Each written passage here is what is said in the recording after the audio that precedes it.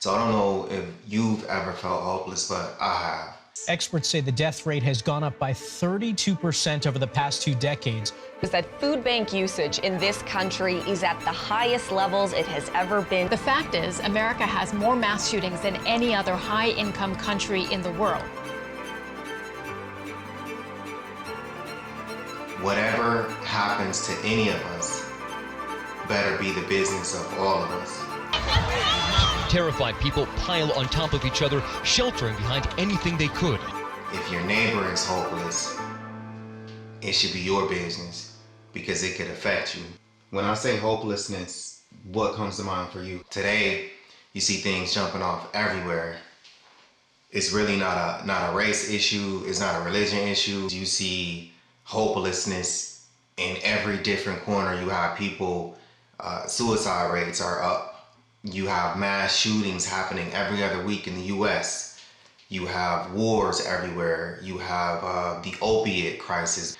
So it's a lot going on in the world. So I feel like we need to discuss it. I'm Damon.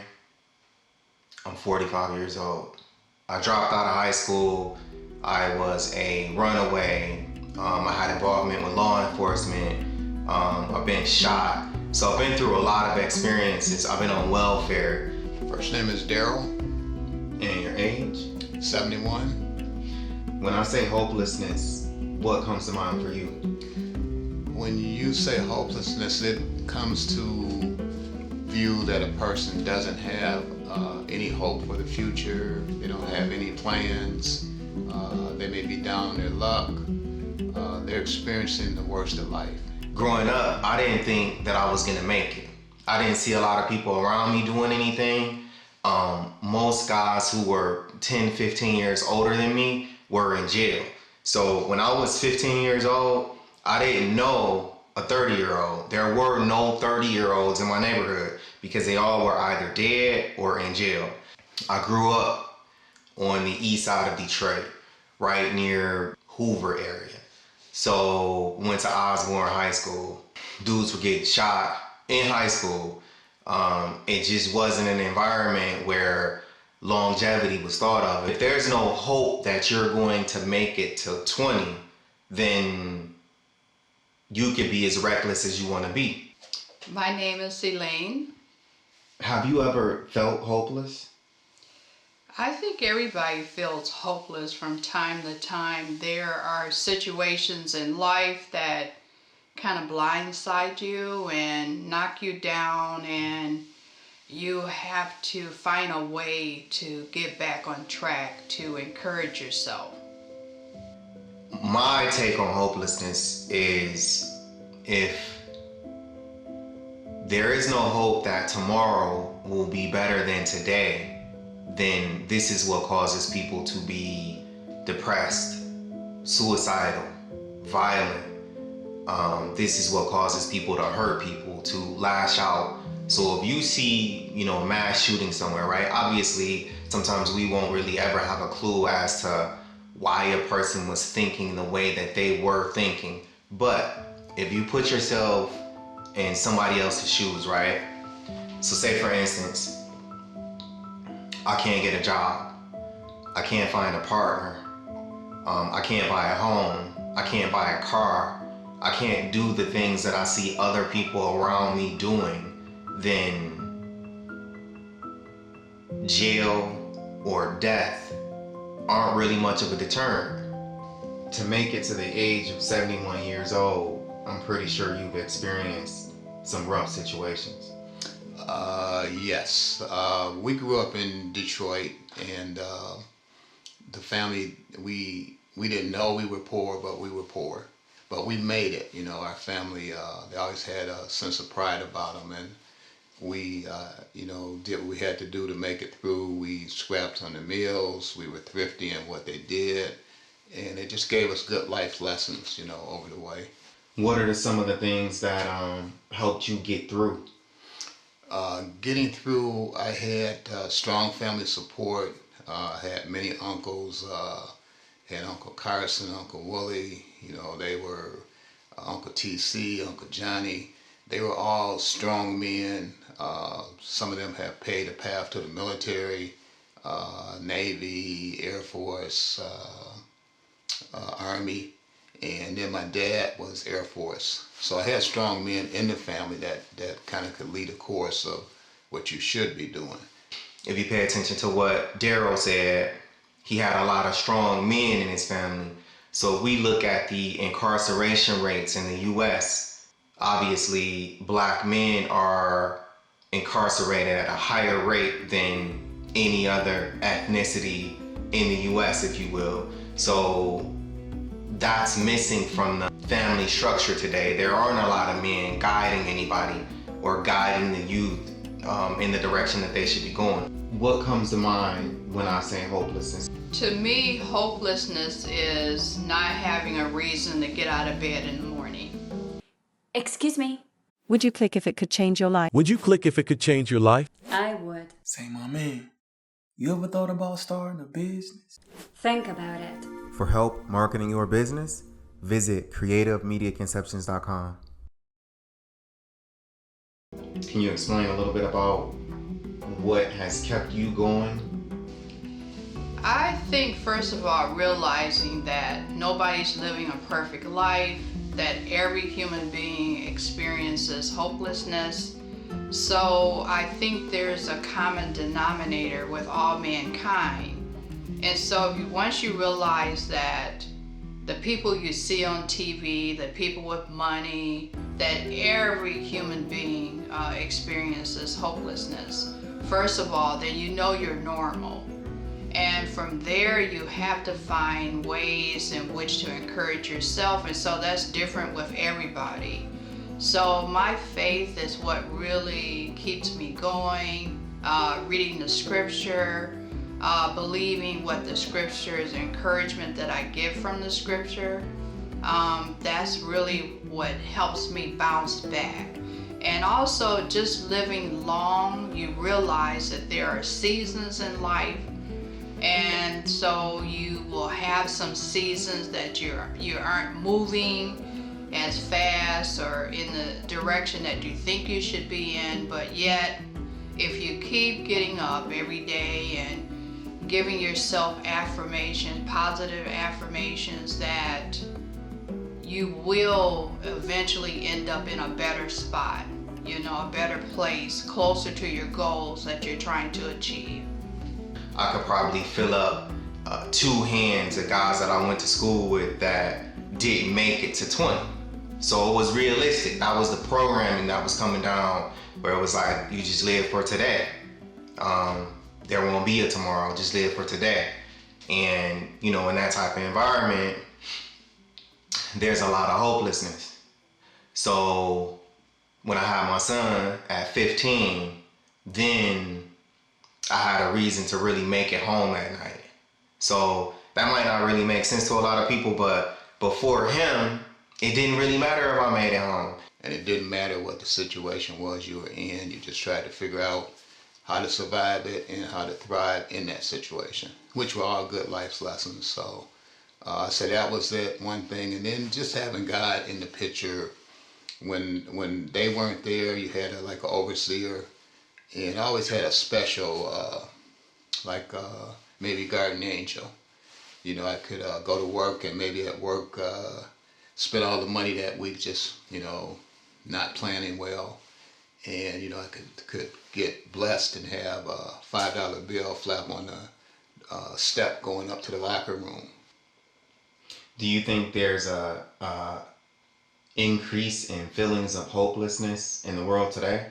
Absolutely, there's more hopelessness in the world. We've had a global pandemic. We've had a lot of things that have happened externally to really cause us to feel depressed. Nearly 1 out of every 3 American adults reported having symptoms of anxiety or depression this summer. Now efforts are underway to make sure people get the help they need. For the first time ever, the U.S. Preventative Services Task Force is recommending screening for adults. So I think we have to pursue positive things in our lives with more aggressively. We have to be more aggressive. Because there are fewer things to really put your faith in externally. So you really have to accelerate the things that make you happy. Spend more time with family, more times by the lake. You have to offset the negative in the world with more positives, and gratitude is one of the things that fuel me, is just counting my blessings every day when I wake up. I was disconnected from my parents, ran away from home, had interactions with law enforcement. So it was a wild experience. But when he was born, then I had a reason to make it home. Then I had somebody to look after. I had a responsibility to him to make sure that he was straight. We also had a strong family. The two people that you just saw on camera, Elaine and Daryl, that's my mom and dad. So thank God for them. I had a strong family. They never lost hope. So it gave me the ability to have something to hold on to, or to some guidance to look toward. Just simple things like a cup of coffee, a walk around your area, looking at the clouds in the sky, saying hello to your neighbor. Your neighbor might be in a state of hopelessness that's worse than yours, and just a smile or a quick conversation might make them feel better, and then you feel better. So you pursue the things that give you joy. If you have an increased level of hopelessness, as well as an increased level of people carrying weapons, then it's really a recipe for disaster. People are either purchasing or possibly being issued a gun permit surged during the pandemic, from under 30 million to nearly 40 million. So as we can see, it's not even shocking anymore to see, a mass shooting here or there. Some people might think, there's so much going on in the world, what could you possibly have to be hopeless about? And this is the thing, it's all relative, right? Your reality is only your reality. And yes, I understand there are a whole lot of people who have it and had it a whole lot worse than I did, but that doesn't really matter. We see people all the time, stars who appear to have anything and everything that the regular person may want. They have, a beautiful partner, beautiful home, beautiful car, wealth, fortune, fame, and they still take their own lives. Car accident I was in earlier was a blessing from God. My life could have ended at that point, but it didn't. So, I think God always plays a major part in anybody's life. God and your religion. So you think people have turned away from faith today more so than when you grew up? I think it's a generational thing. The younger generation seems not to be as believing in faith and God as the older generation, but we've made a lot of headway in the last 5 years. And also the parents have to illustrate that God is real and show the things that he's doing on a constant basis. And I think if more people knew that, then more people instilled that, we have a better society right now. It's something to dive into, pay attention to, and to think about, because somebody close to you could be, going down a path of hopelessness, and it could be something that you could do to help them. Do you still see good in people? Yes, I think there's more good than we really realize, or more good than the media portrays. There's a whole thing where the media, they have to sell ads and they have to give you sound bites to grab your attention. But I think the more you're out and you're mingling with people and you're talking with people, the more you're in service to your community, you realize that there's a lot more good than bad that's going on in the world. There's more to feel good about than to feel bad about. You still see good in people? Yes, I do. There's definitely good in people, but we have to remember that there's good and there's evil. There's a positive, there's a negative. We're born with negativity. We're born with the evil part, and we're born with both parts really, but the evil part is dominant. He's the sinful part, I should say. So we have to cultivate the other part and balance him out. But yes, we definitely have good people. There are good people on the planet. They're all different races, different colors, different nationalities. There's no one race that has all good people or all bad people. So where do we go from here? What do we do? How do we fix this? Is it fixable? How do you stop your neighbor from feeling hopeless? There are predictions that the suicide rate is going to continue to increase. There are stats that show a correlation between social media use and depression. So, are you guarding your mind against what's going in? Are you guarding your kids against what they're consuming? Surgeon General Vivek Murthy says there's not enough evidence to show social media platforms are safe enough for kids and teens. We see rates of depression and anxiety and suicide and loneliness going up among young people.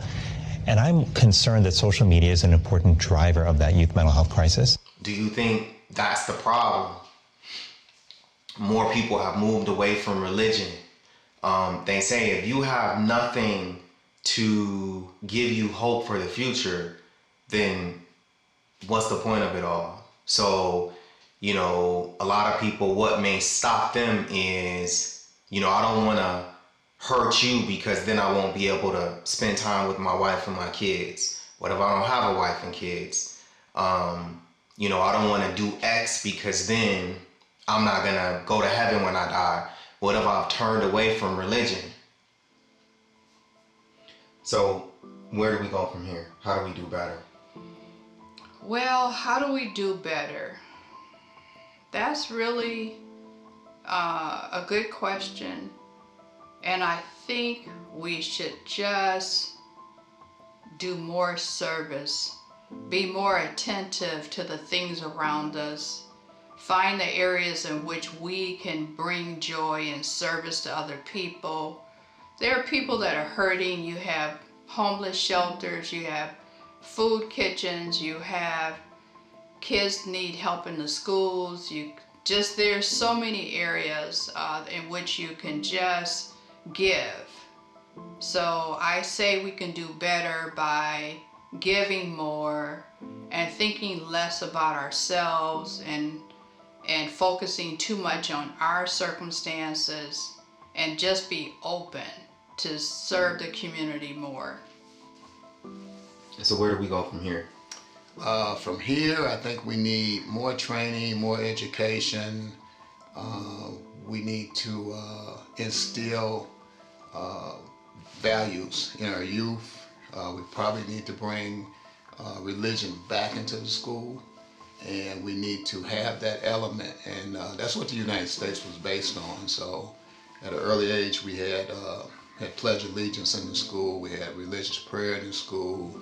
You might have had not a chaplain, but something similar to a chaplain that you could go and talk to if you needed to talk to. There's so much going on in the world. So many people have left a scar on these traditional